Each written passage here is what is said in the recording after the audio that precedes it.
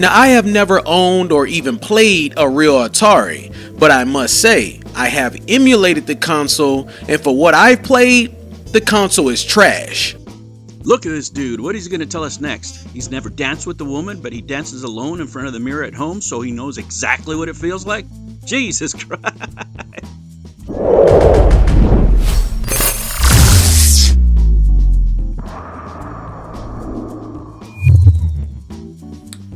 Hello humans, and welcome to another episode of Gen X Gamer. Now, for reference, guys, this young man here was born in 1988, which is the year when I had my first child. That's when I first became a father. So I'm about his father's age, I would say. So I'm surprised that nobody told him about the legacy of Atari, why these games are so important. These are the graphics that we had back then because that was the technology that was available back then. They weren't making games like this because they wanted to make blocky games. This is the best that could be rendered at the time. And the consoles that came out continuously improved on the technology. But that was the starting point. What other hot takes does this guy have? The Model T was trash because it didn't have cruise control? The Wright brothers airplane was trash because it didn't have reclining seats? Jesus Christ. I mean, I know people don't like to learn about history, but if you call yourself a retro gamer and you don't know the facts about the Atari, we might have to pull your card because this is where it all began. But rather than just clowning the guy for these trash takes, right? Because I believe this has to be a clickbait video just to get reactions. Let's talk about the history of those consoles, because not only did he talk bad about the Atari, he talked bad about the three consoles of the second generation that were dominant. There were others, right? But let's talk about the ones that he brought up, and let's tell him and other people that think this way why they're wrong. I mean, that was way too expensive for that crap, and you Atari fanboys, you can come for me in the comments. So he's not only ignorant about the basic history of games, right? He's also ignorant on basic economics. This is a computer back then, right? 1984, look at this, $5,000. It's about $16,000 today. Are computers cheaper now? Are the graphics better now? Of course they are. Are you going to judge this computer based on the computers today? No, you're not. You have to remember, a lot of these consoles were made right here in America. This was new technology from Texas Instruments, and sometimes, again, being produced in America, a lot of the parts.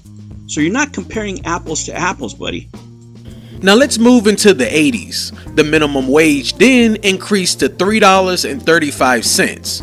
In 1980, we got the Intellivision at $300. In today's dollars, that would be $1,193. 2 years later came ColecoVision in 1982 at $175. That's around $564 in today's dollars. Also in 82, we got Atari 5200 at $269.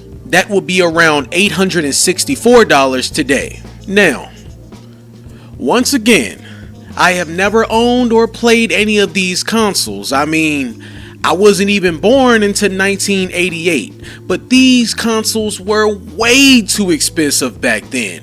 And honestly, once again, disagree with me if you like, but these consoles were trash. Alright guys, so I'm going to link the video down below, the original video, as well as my Substack, so you guys can go check it out.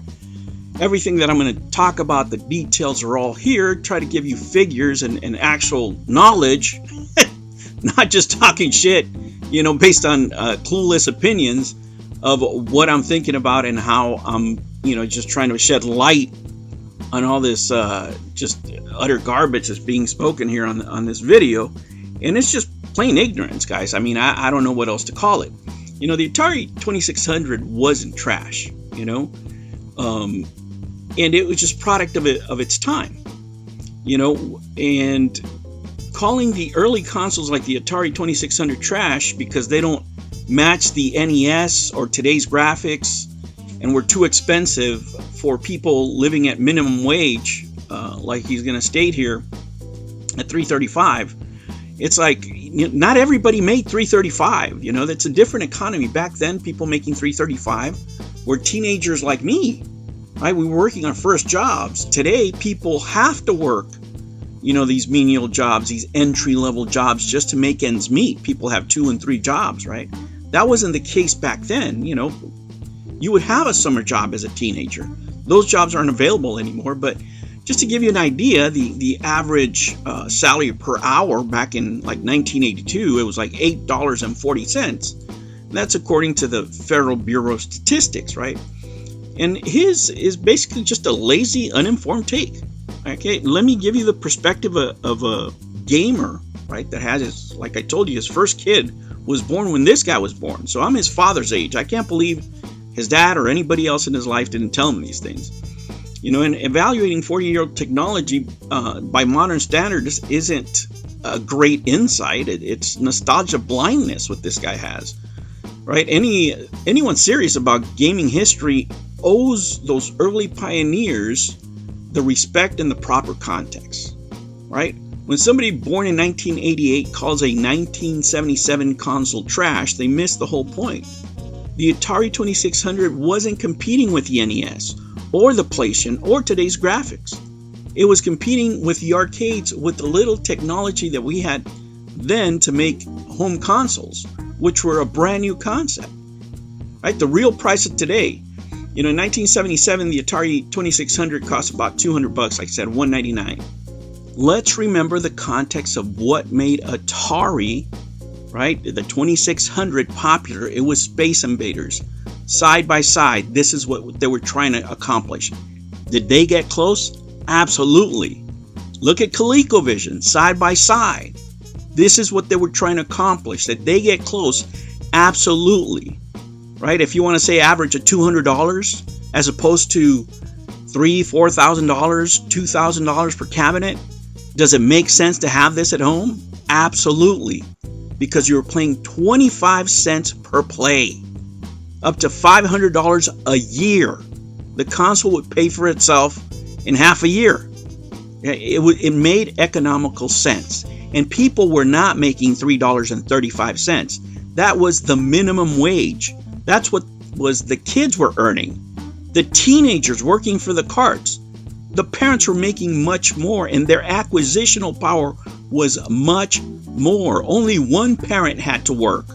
One father working with a full-time job could pay a house, a car, and support his family. You can't do that today. So judging the prices based on today, when you were never around, were never around the economics, and didn't even bother to do the appropriate work to make these kind of claims, just gave you the wrong impression of what it actually was. And my friends that were better off, they would spend a lot more. So you could spend anywhere from $250 to $500 a year just in arcade games.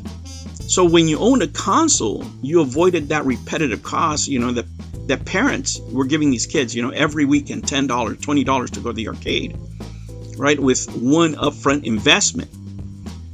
But more importantly, for those of us who lived in the inner city, it kept you at home and off the street, and that's what a lot of parents were looking for, right? Especially in gang-infested neighborhoods like where I grew up. That was the primary reason to have a console.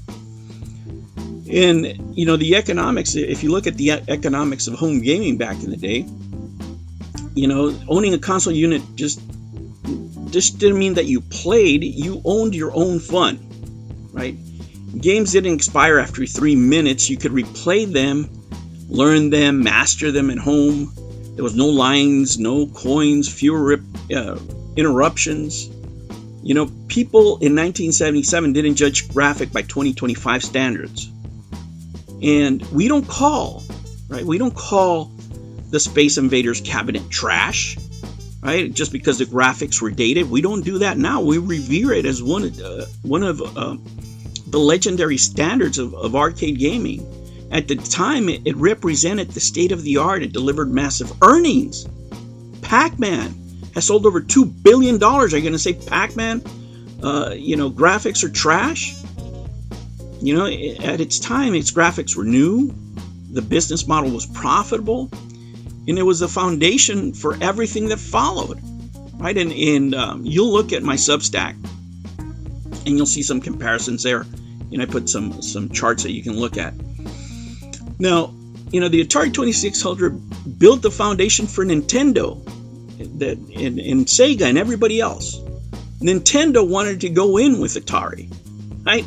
Nintendo licensed its games to ColecoVision, right? Developers, famous developers like Activision, cut their teeth on the Atari hardware. They made the best of it. You know, Pitfall was one of the games that's so influential to so many games and underrated in so many ways. And there's many others like that. By 1982, like consoles like the ColecoVision and Television are pushing the envelope. They're trying to get close. The cost came at the same high-end equipment of the era, right? But it brought some arcade experiences as close as we could get with the technology we had. And this is what this guy is missing. Right? It's not like they had the option to give you the arcade at home. The arcade at home would cost anywhere from $6,000 to $9,000, right? $2,000 to $3,000 back then. The home console was never meant to beat the arcade in raw performance. It was to make an experience accessible for consumers at the best price they could with the components they had. But in 1983,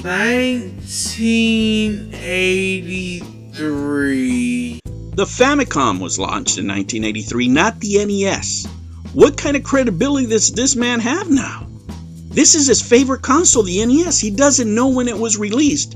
What kind of gamer is this? You could have Googled this. You could have just looked for this anywhere. You could have gone straight to Nintendo, which is what you're looking at right here, to tell you when your favorite console was released. All this is fake. Gamer card, retro gamer card pulled. This guy doesn't know what he's talking about. Well, guys, that was the video. If you enjoy this kind of content, make sure you give me a like and subscribe. Join if you can. And I will catch you on the next one. Take care. 1983.